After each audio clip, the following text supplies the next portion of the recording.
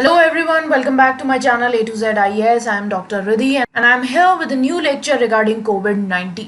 So COVID-19 से related हम काफ़ी सारे लेक्चर्स जो हैं पढ़ चुके हैं. आज के लेक्चर में हम ये पढ़ेंगे कि COVID-19 और हमारा जो स्मेल सेंस है, सूंघने की शक्ति है, उन दोनों के बीच में क्या रिलेशनशिप है, कैसे इफेक्ट डालता है COVID-19 हमारी सेंस ऑफ स्मेल पे. ओके, सो स्टार्ट करते हैं हमारे लेक्चर से. So loss of sense of smell and taste, one of more recently identified symptoms of COVID-19, is now recognized as such by WHO and the health authorities of some countries including the US.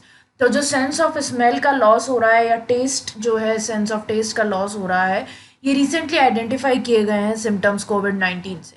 तो इन्हें अब WHO ने भी मान लिया है और जो कुछ कंट्रीज़ हैं उनकी हेल्थ अथॉरिटीज़ भी मान गई हैं, जैसे कि US की. तो एक जो माइस होता है, हमारा जो चूहा होता है, उस पर स्टडी की गई और उससे पता चला कि कुछ सेंस ऑफ स्मेल जो है वो लॉस होता है COVID-19 की वजह से. अब इसका पूरा एक्सप्लेनेशन क्या है वो देख लेते हैं. सबसे पहले हम पढ़ेंगे ट्रैकिंग द प्रोटीन्स.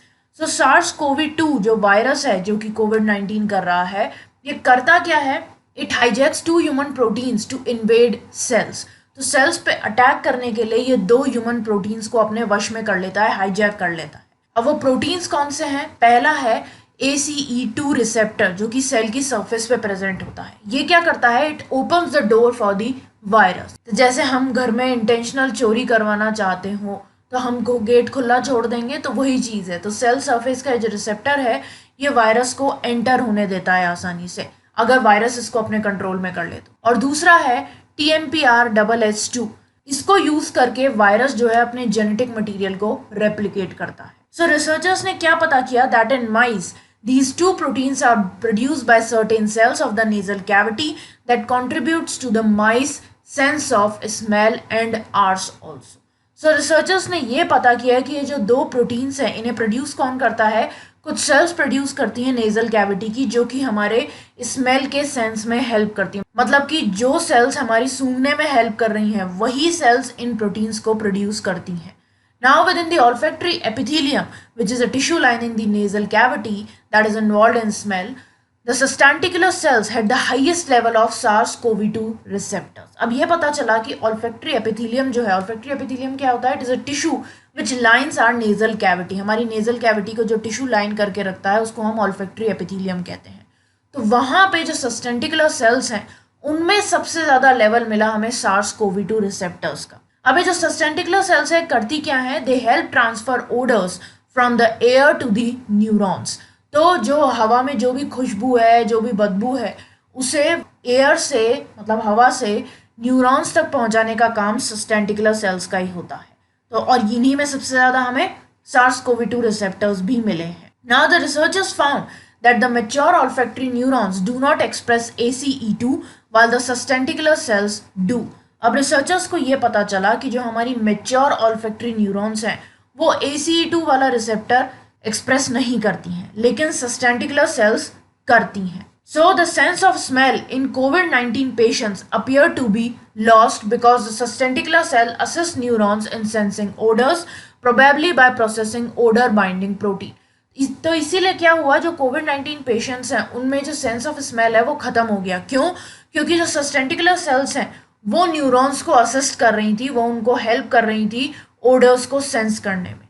और ये किस तरह से कर रही थी? वो ओडर बाइंडिंग प्रोटीन्स के थ्रू. तो अगर इन सेल्स को हम आइडेंटिफाई कर लेते हैं तो हम ज़्यादा एक्यूरेट तरीके से डायग्नोस्टिक टेस्ट जो है वो कर पाएंगे. क्लियर है? अभी ये आपको एक डायग्राम दिखाई दे रहा है, वायरस, प्रोटीन और मैकेनिज्म ऑफ द सेल. तो ये हमारी नेजल कैविटी है जिसमें कोरोना वायरस जो है वो आ गया है.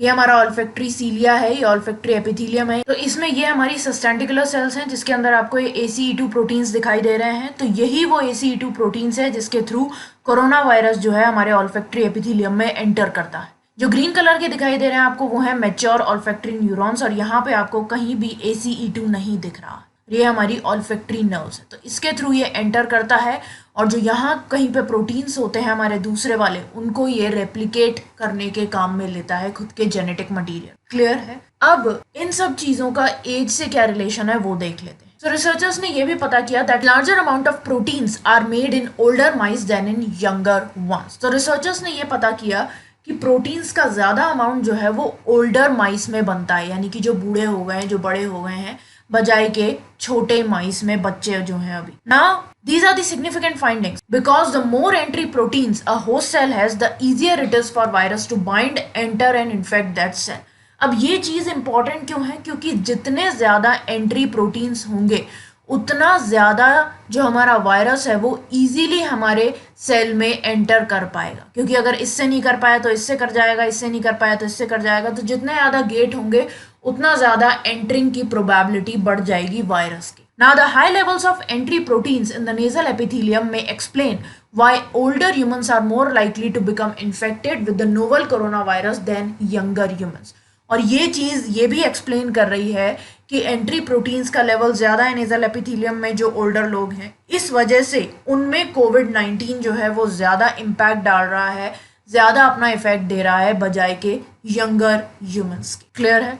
अब जो हमारे एंट्री प्रोटीन्स होते हैं उनका जो एक्सप्रेशन पैटर्न है मेमेलियन स्पीशीज़ में वो सब में सेम होता है, यानी कि अगर हम माउस पे एक्सपेरिमेंट कर रहे हैं तो हम उसको एज ए ह्यूमन कंडीशन देख सकते हैं कि ह्यूमन में भी यही चीज हो रही है। Okay, now next and the last subtopic is why the nose matters. Now an earlier research in April had identified two kinds of cells in the nose as the likely first entry points for the virus. तो अप्रैल में एक research हुई थी जिसमें दो तरीके की sales जो है वो आइडेंटिफाई की गई थी नोज में, और ऐसा माना गया कि यही एंट्री पॉइंट रहती है वायरस का, पहला एंट्री पॉइंट।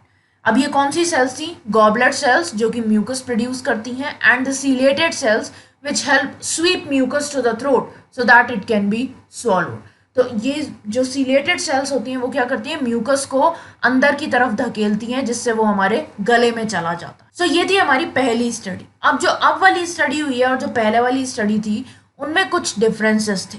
जो पहले वाली स्टडी थी यानी कि गॉबलेट सेल्स और सीलेटेड सेल्स वाली, it looked at all human cells and identified goblet and ciliated cells as the likely first points of entry. तो पहली वाली स्टडी जो थी उसने सारी ह्यूमन सेल्स पे ध्यान दिया था और फिर इन दो सेल्स को आइडेंटिफाई किया था कि ये दोनों जो है फर्स्ट पॉइंट हो सकती है एंट्री का। अब ये जो है रेस्पिरेटरी एपिथेलियम में हो सकता है, लेकिन जो नई स्टडी है उसमें स्पेसिफिकली ऑल्फैक्टरी एपिथेलियम पे ध्यान दिया गया, यानी कि सिर्फ नोज पे।